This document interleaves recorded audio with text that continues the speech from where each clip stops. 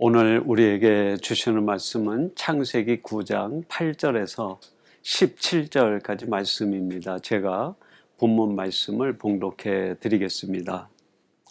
하나님이 노아와 그와 함께한 아들들에게 말씀하여 이르시되 내가 내 언약을 너희와 너희 후손과 너희와 함께한 모든 생물 곧 너희와 함께한 새와 가축과 땅의 모든 생물에게 세우리니 방주에서 나온 모든 것 곧 땅의 모든 짐승에게니라. 내가 너희와 언약을 세우리니 다시는 모든 생물을 홍수로 멸하지 아니할 것이라. 땅을 멸할 홍수가 다시 있지 아니하리라.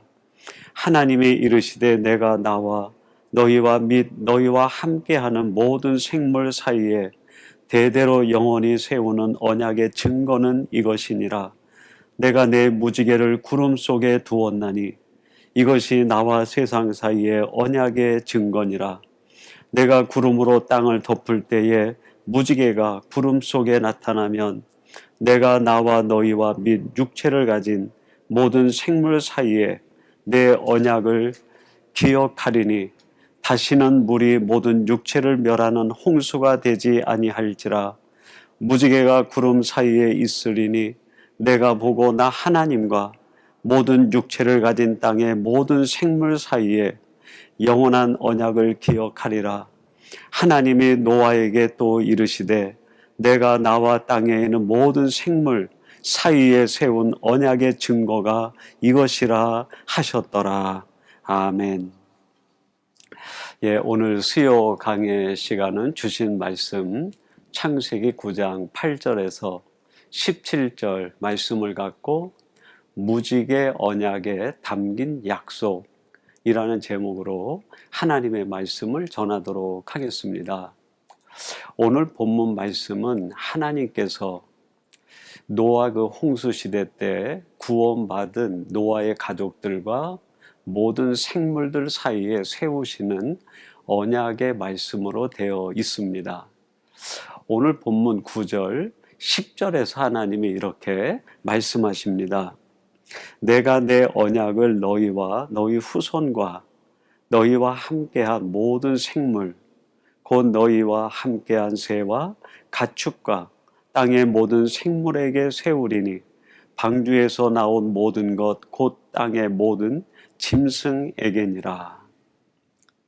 그 방주에서 구원받아 나온 노아와 그의 가족들과 또 모든 생물들과 하나님이 언약을 맺으시겠다 말씀합니다.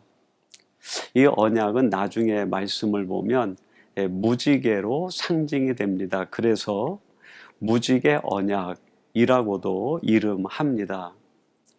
하나님께서 지금 노아의 가족들과 모든 생물들에게 언약을 맺으시는 이 언약을 가리켜서 신학적으로 일방적 언약 또는 무조건적 언약 또는 은혜의 언약이라고 이름합니다. 왜냐하면 약속이라고 하는 것은 쌍방간에 무엇인가 지킬 만한 대등한 의지 또는 관계 또는 설정이 돼 있어야 되는데 하나님과 노아의 가족들과 모든 피조물, 생물들 사이에는 이런 동등한 자격이나 동등한 의지나 동등한 어떤 신분이 없어요.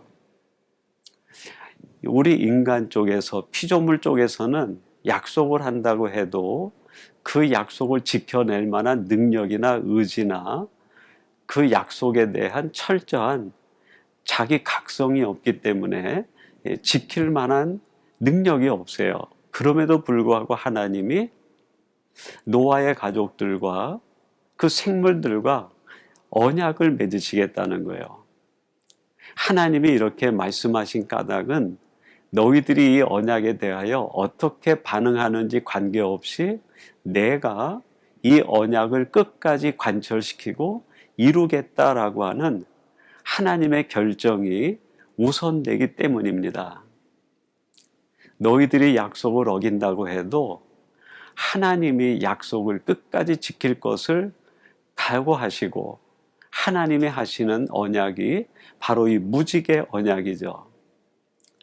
그래서 하나님 쪽에서 일방적으로 약속을 지키겠다 선언하신 약속이기 때문에 이 언약을 가리켜서 일방적 언약, 무조건적 언약, 그리고 우리 죄인된 입장에선 은혜의 언약이라고 이름하는 까닭입니다. 그러면 이렇게 하나님께서 일방적으로 우리 인간과 피조세계와 피조물에게 언약을 맺으시는 이 무지개 언약 속엔 구체적으로 어떤 하나님의 약속이 담겨 있는 것일까요? 오늘 이 본문 말씀을 통해서 그것을 함께 묵상하고 살펴보고자 합니다. 하나님이 무지개 언약을 주셨을 때 그 언약에 하나님이 결단하신 세 가지 약속의 내용이 담겨 있습니다. 첫째는 구원의 약속입니다. 오늘 본문 11절 말씀 여러분 한번 주목해 보세요. 내가 너희와 언약을 세우리니 다시는 모든 생물을 홍수로 멸하지 아니할 것이라. 땅을 멸할 홍수가 다시 있지 아니하리라. 하나님이 지금 무지개 언약을 세우시면서 다시는 이 땅의 물로 심판하는 일이 없을 것이다. 땅이 홍수로 심판당해 멸할 일이 없을 것이다 라고 말씀합니다. 여러분 여기서 말씀하시는 땅, 그 땅은 창세기 1장에 나오는 하나님이 육지를 만드실 때 그 아름다운 육지, 하나님 보시기에 좋은 그 땅이 아니라 창세기 3장에 아담과 하와로 인하여 그 범죄로 인하여 오염된 그 세상 땅을 이야기합니다.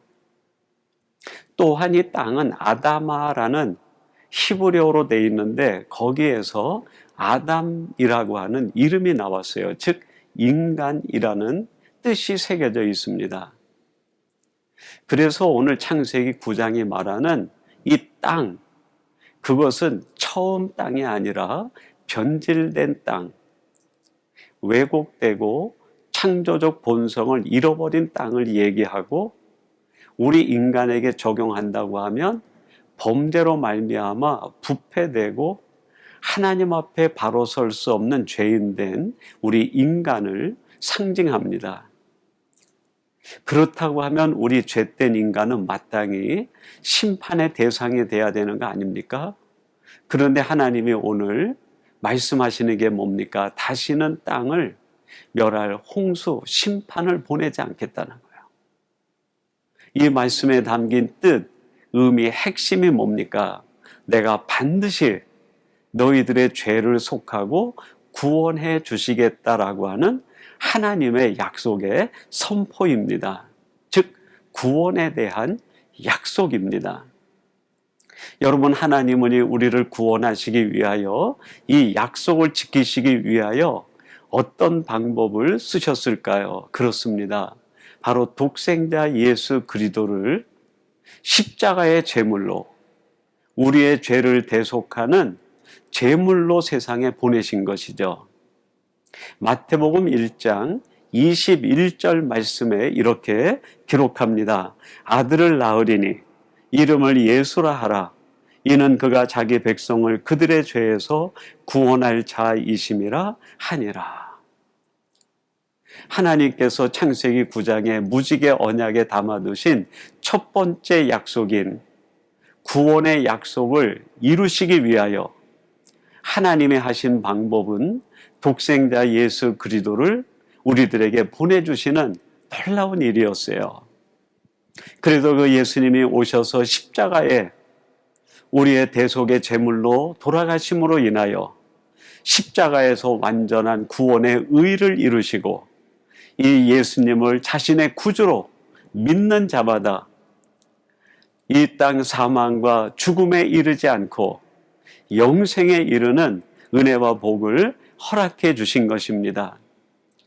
여러분 요한복음 3장 16절 우리들이 너무나 잘 알고 있는 성경 전체의 핵심 요절이라고도 할 수 있습니다. 이렇게 말씀합니다. 하나님이 세상을 이처럼 사랑하사 독생자를 주셨으니 이는 그를 믿는 자마다 멸망하지 않고 영생을 얻게 하려 하심이라.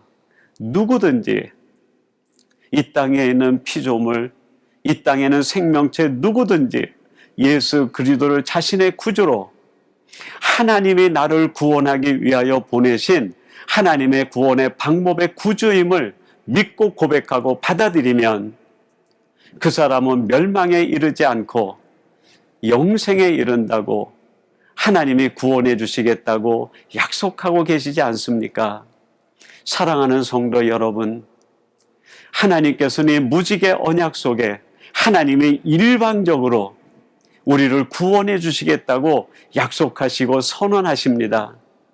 그리고 그 구원의 방법이 예수님을 우리에게 보내주시고 십자가 달려 돌아가게 하신 뒤에 그 구속의 주님을 나의 구주로 믿는 자마다 누구든지 영생을 얻게 하시는 것, 이것이 하나님의 구원의 방법이요 완성입니다.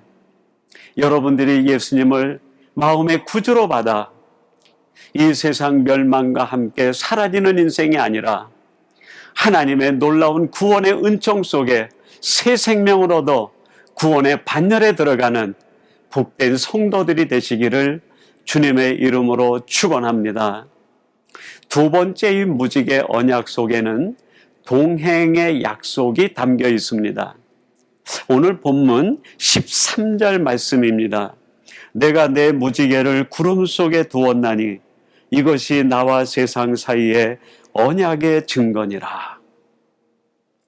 하나님께서 지금 노아와 그 가족들에게 말씀합니다. 내가 무지개 언약을 세우고 이 약속이 너희들과 늘 함께함을 너희들이 알고 느끼고 볼 수 있도록 구름 속에 무지개를 숨겨두었다라고 말합니다. 여러분, 하늘에 있는 무지개가 구름에 가리워 보이진 않지만 보이지 않는다고 없는 것이 아니죠. 그렇습니다, 여러분. 하나님이 우리에게 약속하신 이 동행의 약속, 내가 너와 함께하며 내가 너를 지키고 내가 내 곁에 늘 함께하겠다고 하시는 이 동행의 약속은 하나님이 내 눈에 보이지 않는다고 해서 동행하시지 않는 것이 아니라 그 하나님은 지금도 내 곁에서 나를 지키시고 나와 함께 하시는 분이십니다. 마태복음 28장 20절 말씀, 이렇게 말씀합니다. 내가 너에게 분부한 모든 것을 가르쳐 지키게 하라. 볼지어다 내가 세상 끝날까지 너희와 항상 함께 있으리라 하시니라. 예수님께서 마지막 승천하시기 직전 그 예수님을 바라보는 무리들에게 주님께서 주시는 말씀이에요. 얘들아, 내가 너희들과 늘 함께 할 텐데 너희들 눈에 내가 보이지 않는다고 해서 의심하지 말라. 내가 너희들과 세상 끝날까지 늘 함께 할 것이야 라고 말씀하시고 선언하십니다. 여러분이 이렇게 함께 하시는 주님, 그 하나님은 우리와 언제 어떻게 함께 하실까요? 누가복음 24장에서 우리가 그 단서를 찾아볼 수 있습니다. 누가복음 24장 15절 말씀 한번 주목해 보세요. 그들이 서로 이야기하며 문의할 때에 예수께서 가까이 이르러 그들과 동행하시나. 이 누가복음 24장에 나오는 엠마오로 내려가는 두 제자 이야기입니다. 이 제자들이 예루살렘에서 너무나 낙심되고 실망하고 그들의 인생의 방향을 잡지 못하고 엠마오로 내려갑니다. 당시 예루살렘은 박해의 장소요, 핍박의 장소였어요. 고난과 어려움과 역경이 가득한 곳이었어요. 매 순간 고난과 역경과 아픔, 큰 문제에 부딪히다 보니까 하나님이 나와 함께 하시지 않는가 하는 의심이 들기도 했던 거죠. 이러한 마음은 제자들의 마음을 싸늘하게 식어지게 만들었습니다. 그래서 그들이 엠마오로 내려가는데 엠마오라는 이름의 뜻이 따뜻한 그런 뜻이에요. 얼마나 그들의 마음이 춥고 외롭고 고독했으면 이름만이라도 따뜻한 곳으로 가고 싶었던 것일까요? 그들의 마음이 얼마나 따뜻함을 갈망하고 위로를 갈망하고 무엇인가에 소망 둘 것을 갈망하고 있다라는 걸 알 수 있는 거 아닙니까? 이렇게 제자들이 엠마오로 내려갈 때 그들 곁에 조용히 찾아오시는 한 분이 계셨어요. 누구십니까? 예수님이십니다. 그렇게 내려가는 두 제자들에게 예수님이 가까이 오셨으나 그들이 알지 못했다는 거예요. 여러분, 우리들이 느끼지 못하고 깨닫지 못할 뿐이지 지금도 우리의 마음 속에 주님이 찾아오셔서 우리의 마음을 따뜻하게 만들어 주시고 우리의 인생에 소망을 주시고 우리 인생이 불타는 인생이 되도록 만들어 주시기 위하여 찾아오시는 분이 주님 아니십니까? 주님이 그들 곁에서 말씀을 풀어주시고 성령을 풀어주십니다. 그러고 나자 이 제자들이 자신들에게 찾아온 그분이 주님인 걸 알게 돼요. 그런데 그 순간에 주님은 더 이상 그들 눈에 보이지 않습니다. 그것이 누가복음 24장 31절 말씀인데 이렇게 기록합니다. 그들이 눈이 밝아져 그인 줄 알아보더니 예수는 그들에게 보이지 아니하시는지라. 그들 곁에 오셔서 함께 동행하시고 성경을 풀어주시고 위로하시고 소망을 주시고 오늘의 고난과 내일의 영광에 대하여 눈이 열리게 해주신 뒤에 예수님은 더 이상 그들 눈에 보이지 않으셨다는 거예요. 그들 눈에 보이지 않지만 주님이 그들과 동행하는 동행은 끝나지 않았다는 것 아닙니까? 여러분, 우리 눈에도 지금은 주님이 보이지 않으실 수 있어요. 그러나 내 눈에 보이지 않는다고 주님께서 내 곁에 나와 함께 하지 않는 것이 아닙니다. 오히려 그 주님은 내 심령 속에, 내 마음 속에, 내 영혼 깊은 곳에 계셔서 내가 인생의 문제를 만날 때마다 풀어주시고 내 마음이 낙심될 때마다 위로해 주시고 내가 절망에 빠졌을 때마다 소망을 북돋아 주시며 함께 해주시는 주님 아니십니까?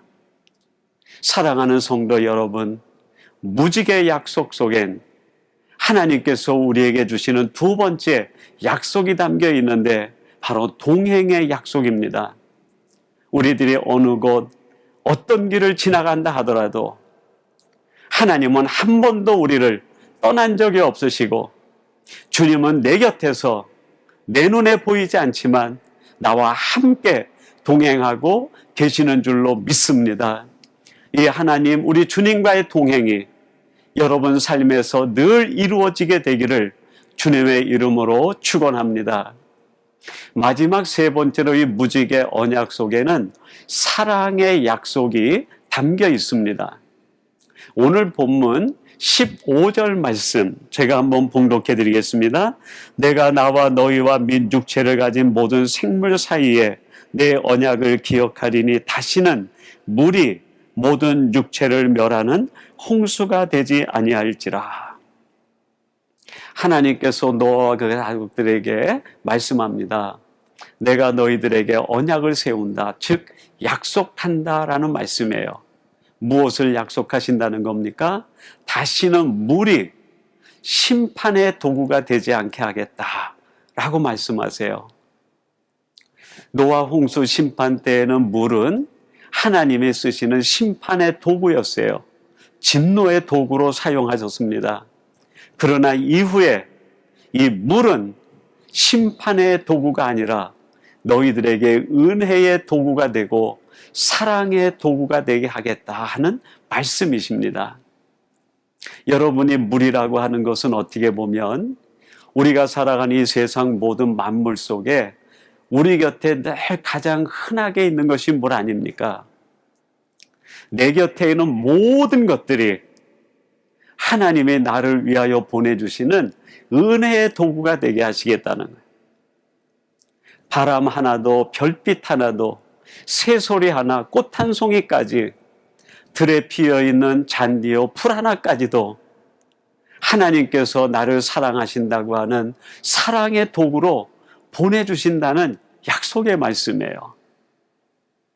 여러분, 우리가 살아가는 삶의 환경이 아무리 힘들어도 그 환경을 눈에 보이는 대로 보면 안 됩니다.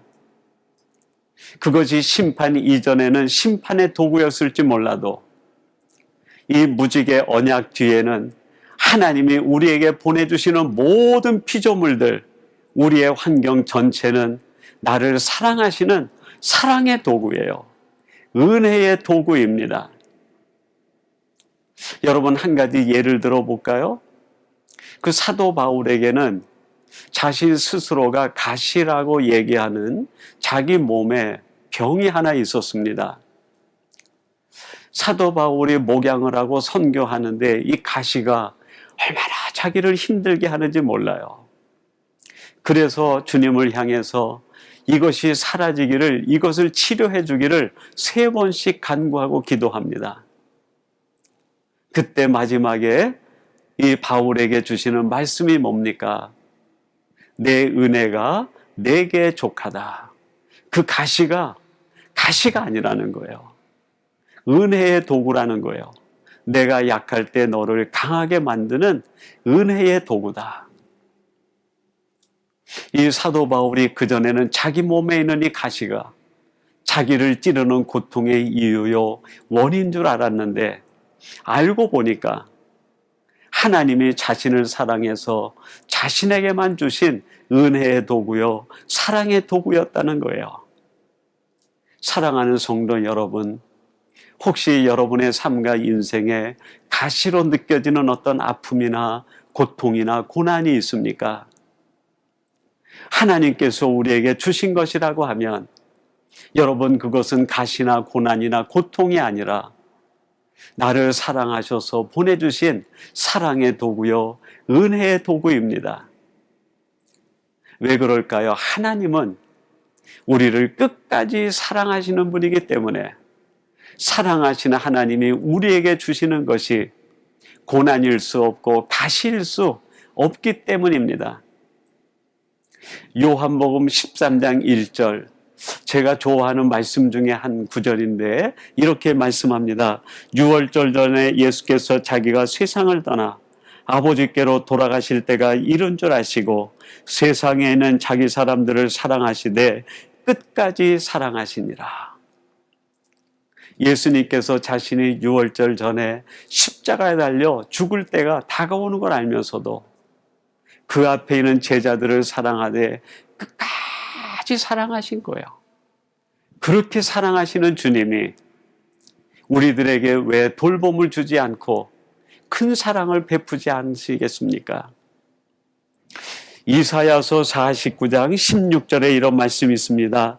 내가 너를 내 손바닥에 새겼고 너의 성벽이 항상 내 앞에 있나니.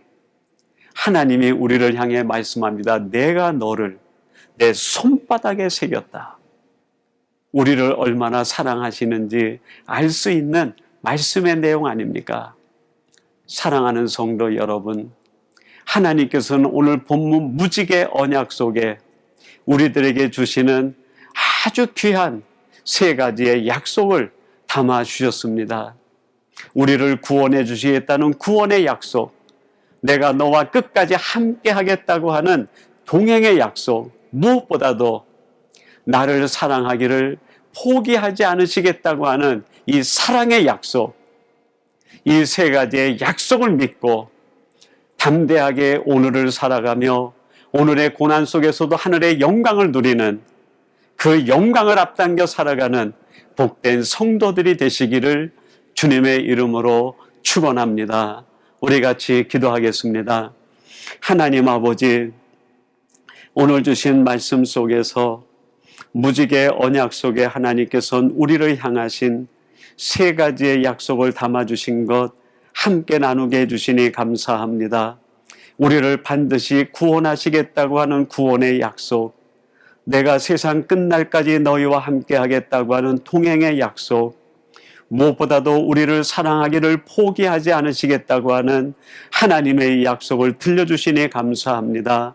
이 약속을 믿고 담대하게 오늘을 이기며 내일을 향해 믿음으로 전진하는 저희들이 되게 해 주옵소서. 예수님의 이름으로 기도하옵나이다. 아멘.